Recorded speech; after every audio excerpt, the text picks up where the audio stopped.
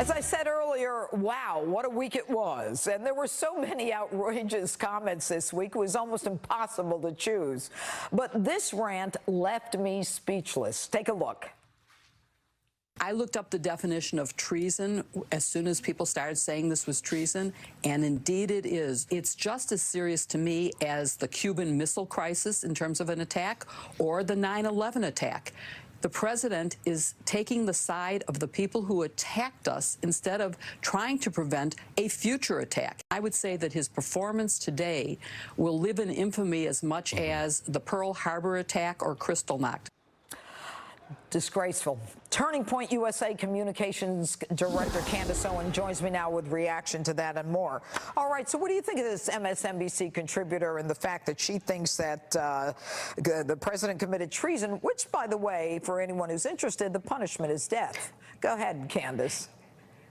I don't know what's going on all of these leftist networks or where they're getting their information from. It just seems absolutely ridiculous that they keep doing this. It's almost like they're playing historical bingo. Every single day they drudge up a different historical, horrific event that we lived through and try to apply it to Trump because they want people to be fearful. And ultimately what this does is it cheapens evil. It cheapens what we actually lived through. It cheapens what the Jews lived through when they compare him to Hitler. It cheapens what the men died. Absolutely, what they died fighting for. The soldiers of America died fighting for our freedom. It cheapens all of that when they make these comparisons. Well, and I couldn't agree with you more. And, you know, it's an attack like 9/11 where 3,000 Americans died. Yeah, but I want to move on. Now, we have another sound on tape, Candace, of Jimmy Kimmel. Take a listen to this. I would rather we had a chimpanzee as president of the United States. At least with a chimp, there would be somebody to eat the bugs out of Rudy Giuliani's hair. I didn't even get the last part of it, but go ahead, Candace. Look, I would rather we had a comedian for a late-night talk show rather than Jimmy Kimmel, who gets up there every single night, cries, brings up his child, uses his child as a prop to get other people to cry. So, look, we don't always get what we want, Jimmy. That's all I can say to him.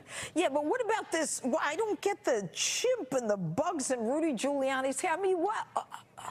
I mean, to comment on that?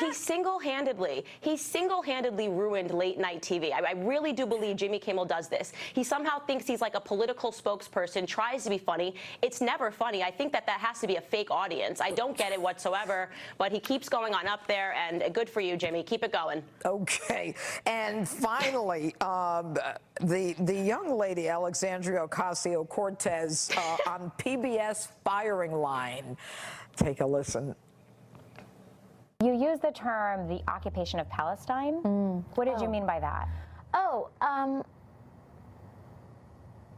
think what I meant is like the settlements that are increasing in some of these areas and places where Palestinians are experiencing difficulty in access to their housing and homes.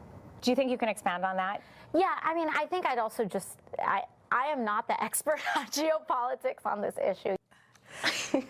You know, this woman won I mean, she tossed out in this primary Joe Crowley, who is a, you know, a Democrat, very powerful Democrat from Queens.